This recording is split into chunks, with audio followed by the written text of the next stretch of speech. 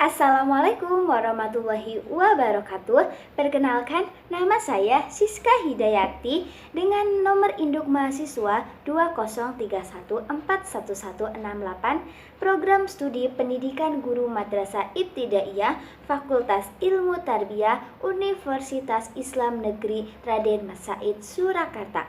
Di sini saya akan menceritakan dongeng tentang kisah Putri Mawar dan burung emas. Zaman dahulu kala, di negeri yang amat jauh, hiduplah seorang putri yang cantik, yang bernama Putri Mawar. Ia dipanggil begitu karena memiliki rambut panjang berwarna merah yang menyerupai seperti bunga mawar. Suatu ketika, ada 3 anak yang mendatangi Putri Mawar dan masing-masing membawa bunga mawar yang berwarna merah, putih, dan kuning. Salah satu dari anak tersebut bertanya kepada Putri Mawar, "Bunga mawar yang warna apa yang kamu sukai?" ujar anak tersebut.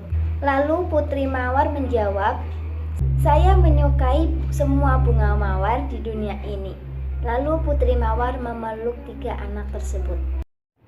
Setiap malam, Putri Mawar selalu berdiri di depan balkon istana sambil menepuk tangannya. Kemudian datanglah burung kecil berwarna emas dan hinggap di bahunya. Setiap si burung datang, secara ajaib rambut Putri Mawar mengeluarkan cahaya kemerahan yang amat indah. Kemudian burung emas bersenandung nada-nada indah dan Putri Mawar mengikutinya dan bernyanyi bersama. Nyanyian mereka membuat satu kerajaan tidur nyenyak dan bermimpi indah. Mereka lakukan hal seperti itu setiap malam. Nyanyian sang Putri Mawar yang memberikan mimpi indah membuat penyihir jahat iri hati. Ia kemudian memberikan Putri Mawar sang kutukan.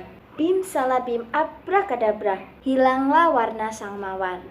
Mantra itu membuat rambut merah sang putri berubah menjadi warna hitam kelam. Saat malam berikutnya, Putri dan burung emas kembali bernyanyi. Namun kali ini, satu kerajaan mengalami mimpi buruk yang amat seram. Lalu sang putri merasa bersedih dan berkata pada burung emas itu, "Wahai burung emas, katakanlah apa yang harus kulakukan agar rakyatku kembali bermimpi indah." Lalu burung emas menjawab, "Putri, rendam rambutmu dengan air mawar."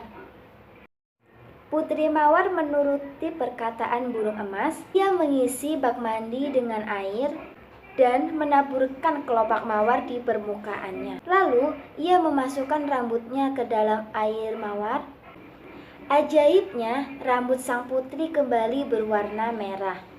Malam itu, Putri Mawar kembali berdiri di balkon depan istana sambil menepuk tangannya. Tak lama, burung emas pun datang. Sang burung hinggap di pundaknya, cahaya merah berseri di rambutnya. Lalu, Putri Mawar dan burung emas bernyanyi lagu-lagu indah sehingga rakyat pun bisa tidur dengan nyenyak dan bermimpi indah. Hal ini membuat penyihir semakin marah karena kutukannya telah hilang. Lalu penyihir jahat kembali memantrai sang Putri Mawar. Putri Mawar pun merasa kebingungan dan bersedih. Ia tidak bisa lagi berendam di air mawar seperti yang disarankan oleh burung emas.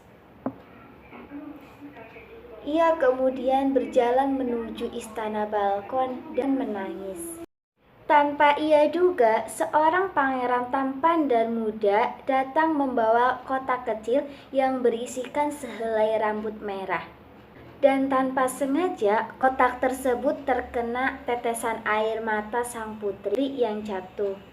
Ajaibnya, air mata sang putri merubah isi kotak tersebut menjadi kelopak mawar yang amat indah. Putri Mawar pun segera merendamkan rambutnya dengan air mawar tersebut, dan ia bisa kembali memberikan mimpi indah bagi seluruh kerajaan. Putri Mawar kemudian menikah dan hidup bahagia selama-lamanya dengan sang pangeran. Sementara si penyihir jahat yang tidak bisa menahan amarahnya ia musnah, hancur, dan berkeping-keping. Dan akhirnya bunga mawar kembali tumbuh di setiap taman di kerajaan. Sejak saat itulah Putri Mawar kembali bernyanyi dengan merdu agar semua orang bisa tidur dan bermimpi indah.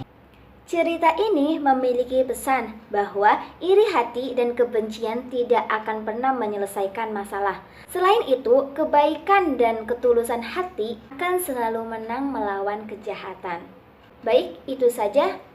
Sekian dari saya. Wassalamualaikum warahmatullahi wabarakatuh.